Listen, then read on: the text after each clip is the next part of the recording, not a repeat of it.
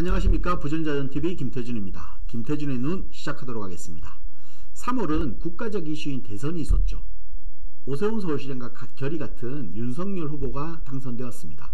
두 분은 현재 부동산 시장에서 가장 시급한 문제, 즉 바꿔 말하면 쉽든 어렵든 꼭 해야 되는 1번 필수 과제인 공급의 포인트를 맞추고 있다는 생각이 드는데요. 윤석열 당선자는 부동산 관련 여러 공약들이 있습니다. 하지만 한 나라의 정책이 수립되고 법제화 작업을 거쳐서 국민에게까지 적용되기까지는 여러 가지 과정이 있죠. 대통령은 행정부 수반입니다. 당연히 국토부와 같은 중앙행정부처나 또한 이것과 결의 같은 기초단체장들은 윤 당선자의 공약에 힘을 실어서 함께 노력할 거로 보이지만요. 문제는 입법이 필요한 국회의원들이죠. 실제 입법이 필요한 영역에서는 더불어민주당 의석이 과반을 넘기 때문에 쉽게 가지 못할 부분 분명히 있다. 이런 점을 말씀드립니다. 예를 들어서 종합부동산세, 종부세라고 하죠. 종부세도 엄밀히 말하면 국회 의결사항입니다. 하지만 종부세 관련 공약 신뢰도나 국정 수행 능력은 1년차가 가장 중요하기 때문에 종부세는 국민의 피부에 체감시킬 필요가 있는데요. 1년차 국정 지지율 초석을 다지기 위해서는 국회 의결을 우회하는 방식으로 종부세에 접근할 가능성이 큽니다. 예를 들어서 공시지가 산정 기준을 바꾸거나 가세 기준을 바꾸는 방법으로 종부세를 만들 걸로 보입니다. 지난 시간에 서울시 2040 플랜에 관해서 설명을 드렸습니다. 최대한 핵심 개념과 앞으로 활용도 높은 개념 위주로 제가 설명을 드렸는데요. 내용이 좀 방대하다 보니까 이해하기도 좀 어렵고 전반적으로 내용들을 알고 싶다는 또 피드백도 좀 있고 해서 2040 플랜의 강론을 제가 오늘 준비를 했는데요. 총론적인 개념은 저희 영상 3월 16일자 영상을 보시면 잘 알 수 있습니다. 순서상으로 보면 지난 영상을 시청하지 못한 분들은 현재 우측 상단 이 부분을 클릭하셔서 총론 영상을 먼저 시청하고 오늘 영상 시청해주면 좋을 것 같습니다. 제가 지난 영상에 비욘드 조닝, 즉 신용도 지역 체계는 경직된 용도 체제가 아니라 상황이나 환경에 맞는, 그러니까 용도나 밀도를 탄력적으로 적용하는 개념이라고 할 수 있겠죠. 또 이 개념은 앞으로 변화될 오세훈 서울시장이 서울시 개발 변화에 관통하는 핵심 개념입니다. 그 사례 중에 하나가 35층 룰 폐지죠. 하나의 재건축 단지 안에서도 주변 환경과 정합성 조화를 따져서 각 건물마다 층수를 다르게 할 수 있죠. 오늘은 2040 플랜 강론과 변화가 예상되는 지역, 그리고 제가 생각하는 가장 크게 변할 지역까지 말씀드리려고 합니다. 자, 그러면 2040 플랜에 대해서 좀 강론을 설명드리겠습니다. 2040 플랜은 우리 보존형 변화로는 현재 부동산 시장의 안정화 요구라든지 또 변해가는 라이프 스타일 담아내기가 좀 한계가 있습니다. 제일 중요한 것은 서울시 수도권, 그러니까 서울과 수도권의 공급이 부족한 것과 두 번째로는 코로나 팬데믹으로 인해서 삶의 변화가 생겼다는 거죠. 중요한 것은 서울의 주택 공급이 필요한데 어떤 컨셉으로 주택을 공급하느냐, 이것이 문제인데요. 팬데믹으로 강제적으로 디지털 시대가 도래했습니다. 코로나가 삶의 형태를 바꿨기 때문에 미래의 서울 도시계획 및 주거는 이에 맞춰서 변화할 필요가 있죠. 이와 결을 같이 하는 게 2040 플랜에서는 보행 일상권 개념을 도입했다고 보면 됩니다.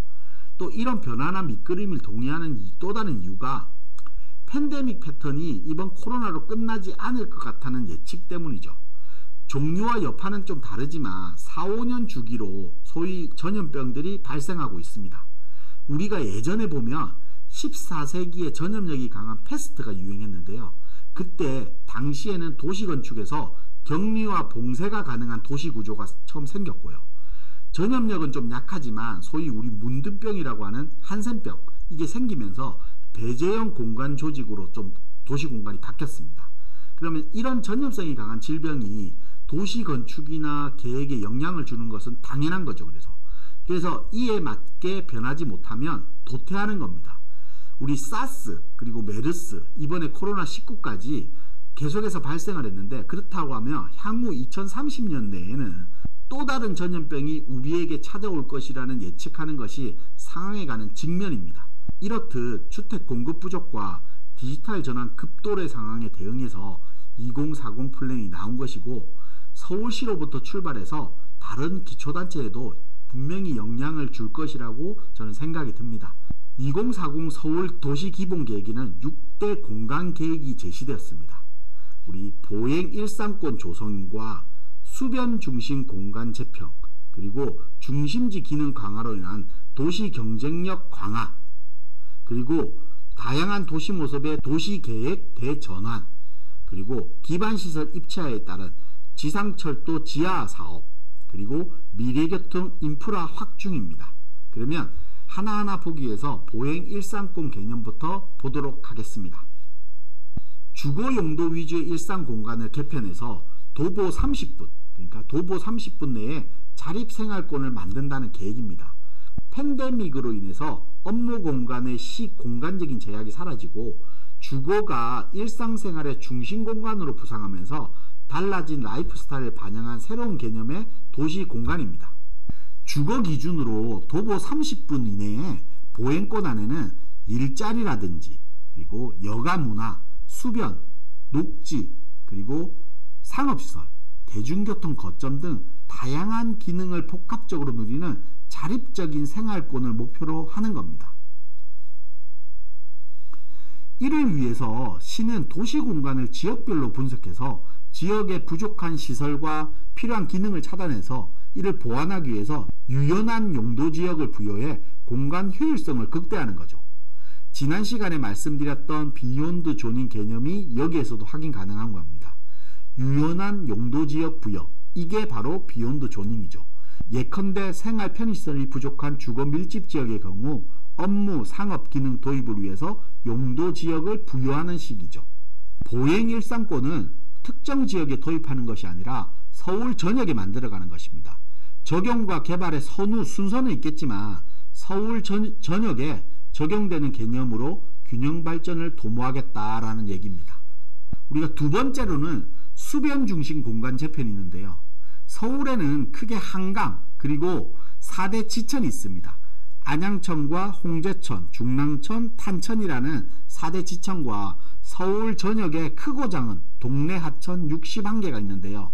이 수변의 잠재 활용 가치를 활용해서 수변의 규모나 입지에 따라서 단계별로 활성화 및 개발을 한다는 의미입니다. 크게는 인류 세계사에 보더라도 4대강 중심으로 역사가 발전했죠. 농경사회가 아닌 현대사에서도 수변과 강을 따라서 도시가 개발되고 발전되는데요. 자연이나 녹지가 줄어든 만큼 서울의 크고 작은 수변을 개발해서 시민들의 활용도를 높이는 개발 사업이라고 보시면 됩니다. 현재 서울시에서는 한강과 안양천, 중랑천 등 국가하천이 있고, 그리고 탄천, 도림천 등 지방하천 등이 있는데요. 그리고 61개 동네 하천이 25개 자치구 전역에 고르게 분포해 있습니다.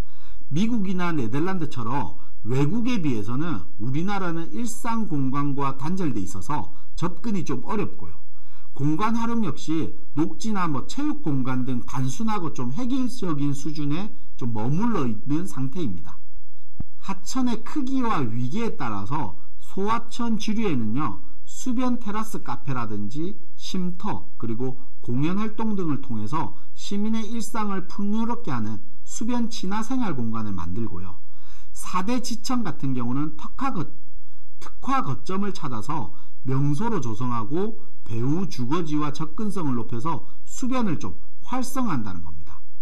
4대 지천에서는 우리가 관심 가져야 할 지역 목록들이 나오게 되죠. 중랑천 지역의 상계 창동 지역이나 강운대 지역이라든지, 또 탄천 지역에서 보면 송파라든지 수서, 삼성동 지역 같은 경우, 그리고 안양천 지역으로 본다라고 하면 영등포나 신도림, 구로, 또 목동 지역을 볼 수 있겠죠. 또 홍제천 지역으로 보면 수색 증산 지역이나 상암, 그리고 또 홍제동 일대 등을 볼 수 있을 겁니다. 한강은 수변과 도시 공간 간의 경계를 허물어 한강과 일체화된 도시 공간을 조성하는데요. 업무라든지 상업, 관광 등 중심으로 개발한다는 겁니다. 특히 여의도라든지 반포, 압구정, 이촌, 한남, 옥수, 성수 같은 경우는 한강변 대규모 정비사업과 연계해서 계획 단계부터 반영될 수 있도록 할 예정인데요. 자금 규모에 따라서는 한강변 또는 4대 지천 위주로 지역을 보신다라고 하면 좀 힌트를 얻을 수 있을 것 같습니다. 세 번째로 볼 내용은 중심지 기능 강화입니다. 기존 중심지 체계는 유지하되 3도심을 중심으로 그 기능을 고도화해서 서울의 글로벌 도시 경쟁력을 강화한다는 계획입니다. 도심, 즉 종로구, 중구는 노후 낙후된 산업 기반 때문에 도심이 활력을 잃고 성장이 멈춘 지 오래됐죠. 또 여의도 같은 경우는 사용 가능한 땅이 물리적으로 더 확보할 수 없다는 맹점을 가지고 있습니다. 이미 있는 땅도 더 이상 확장이 불가능할 정도로 현행 용도 체제 안에서도 확장의 한계를 보이고 있죠. 강남 같은 경우는 현재 업무 기능이 포화 상태입니다. 한계에 다다라서 업무 기능 밀도를 확장할 필요성이 더욱 절실하죠. 지역개발 측면에서 3도심 체계는 잘 잡혀 있으나 기존 도시재생 보존 방식으로는 한계가 드러날 수밖에 없었습니다. 자, 첫 번째로 볼 도심 지역에 대한 부분인데요. 활력을 잃고 성장이 정체된 서울 도심은 4+1축으로 조성해 새로운 도심으로 탈바꿈한다는 계획을 갖고 있는데요. 남북 방향에 4개 축이 있습니다. 강화문 시청을 잇는 국가중심축, 업무타운과 시청을 중심으로 한 도심 비즈니스 허브로 만들겠다는 겁니다. 그리고 인사동 명동을 잇는 역사문화 관광축, 문화재와 쇼핑 상가를 중심으로 한 관광산업 허브 단지를 만들겠다는 거고요. 세운지구는 남북 녹지축을 만들겠다. 그리고 DDP는 복합문화축으로 만들겠다는 겁니다. 그리고 동서방향으로 있는 글로벌 상업축까지 만들어서 4+1축을 조성해서 서울 도심의 활력을 좀 확산하고 첨단과 정통이 공존하는 미래도심으로 재탄생시키겠다는 겁니다. 특히 세운지구 같은 경우는 오세훈 시장이 과거 재임한 2006년도에 재정비 계획이 수립되었고요. 2009년도에 세운상가를 철거해 공원 녹지 조성하고 또 주변 일대에 8개 구역으로 통합개발을 한다는 방안을 결정했었죠. 하지만 박원순 서울시장이 2011년도에 이 계획을 전면 취소하고 세운상가를 존치해 공중보행로를 그대로 짓고 또 재개발 구역은 171개로 중소형 사업지로 쪼개놓은 상태였죠. 현재 일부 지역은 재개발이 진행돼서 예전처럼 구역별 통합개발은 쉽지 않습니다. 약 1,000억 원을 투입해서 공중보행로와 연결돼 당장 철거도 또 쉽지 않죠. 일부 건물은 또 이미 역사도심 상업지역 용적률 상한제 600%를 넘어갔고 재개발 여건도 녹록치는 않습니다.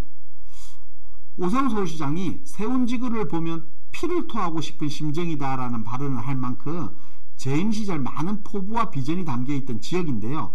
이번 2040 플랜에서 4+1축에 그 중에 4대 종축의 하나로 남부 녹지축을 세워서 세운지구 중심으로 신산업 허브를 만들겠다고 발표했습니다.